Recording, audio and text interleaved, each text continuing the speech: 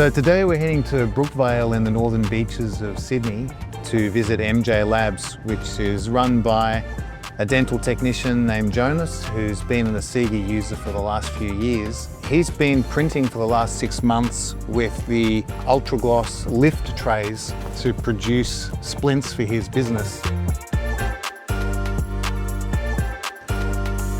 Hey Jonas. Hi Justin. Good to see you, mate. Good to see you too. Come in. All right.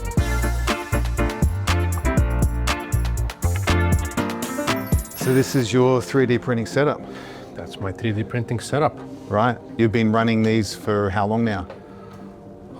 The first Macs I bought, I believe, end of 2019, and I got 2 more 2 years ago, maybe. I remember we had a phone call maybe late last year or early this year about some issues with you printing splints, and I introduced you to the fact that we had a tray that might help you, the lift tray with the ultra gloss film. You know, you started trying that, and then you've had some experiences with that. So, yeah. What's been going on? We are printing splints since we bought the first Macs, and we used to use a standard tray. So you were working on some tray that can reduce polishing time, and I was looking for ways to reduce polishing time, and you came up with the ultra gloss that we loved. So I'm not really sure what you have done to the tray, but it totally changed the game. We have 0 issues since we tried it. It's been now probably close to half a year when we have it. We printed, I don't even know how many splints in this tray, but 100% success rate. Doesn't even matter how we position it. As soon as there's no islands coming up, it just does the job. I even was trying to push it to the limits for how small the actual space or the spot should be touching the build platform, so it would fail. Even though it's 5 mils, it still print the splint. So that kind of saves time in the lab, because it really doesn't matter whom is going to be creating the print file. It's just going to print it. And of course we could have the ability to come back to the soft bluish, because it just prints it so nice. The fit is perfect, and no more issues with the splint whatsoever. No more lines. It's very shiny, very glossy, no more bubbles, and it surely does save our time. Instead of like solving problems, we can just spend more time in designing more splints and producing more splints to the customers. Yeah, I mean, that's a great outcome, because I remember, I called you last week just to check on how you were going with the lift trays, and you said that you've been getting good results, but I also was aware that you might not have explained exactly how it's working or why it's actually giving that result. So the lift trays are, I think, really a fascinating improvement in some applications of 3D printing. So, I mean, it still has all the features. This is an ultra gloss lift tray. So it still has the diffusing film, but the Teflon film in this is a different type of fluoropolymer. And it has the characteristic that it maintains a liquid interface between the film and the cured layer. This is a novel material that the film's made from, it's genuinely a very expensive material. It's really the magic that allows this liquid interface to be maintained between the film and the part. The normal Teflon film, the layer cures all the way to the film, but the lift film, it maintains a liquid barrier. And that liquid barrier, it allows the separation between the cured layer and the film to happen with less force, because it's actually not contacting. So it gives a much better result for the cured layer, especially when it's like a tough, flexible material, which often splints are. They're sort of tough materials, but they're a little bit more rubbery when they're in the green state. The layer with the overhangs tends to deform less when separating, because it's actually not contacting.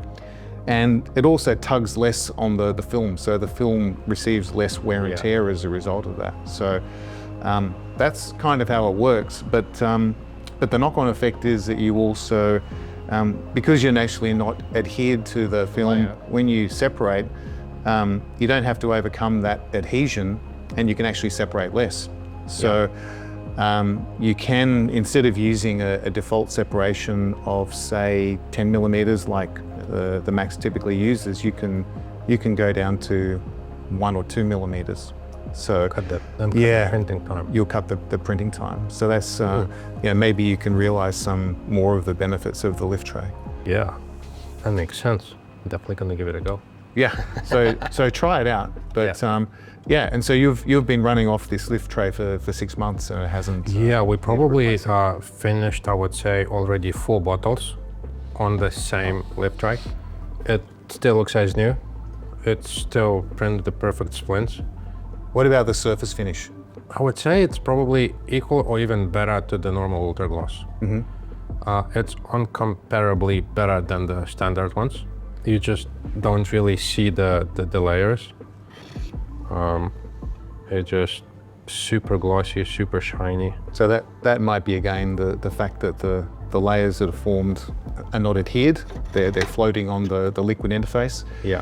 And just for those, I mean, you're printing at what, 50 or 100 microns for 50. this? 50 microns. So when you have like an overhanging layer that's only 50 microns thick, that's half the thickness of a sheet of paper. Yeah.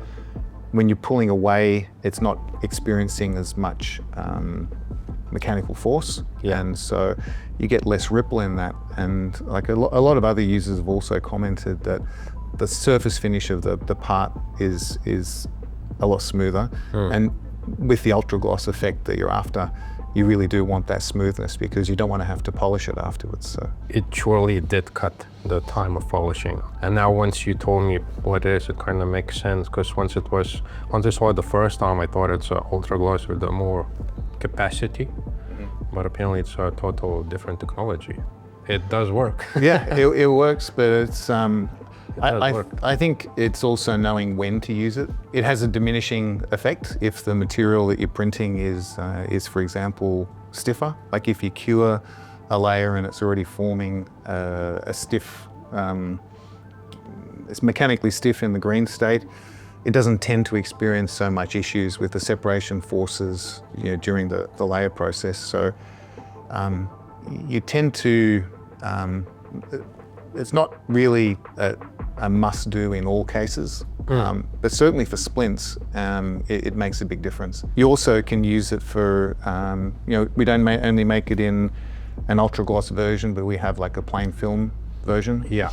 So again, with some materials like models, you'll definitely notice an improvement in speed or also surgical guides.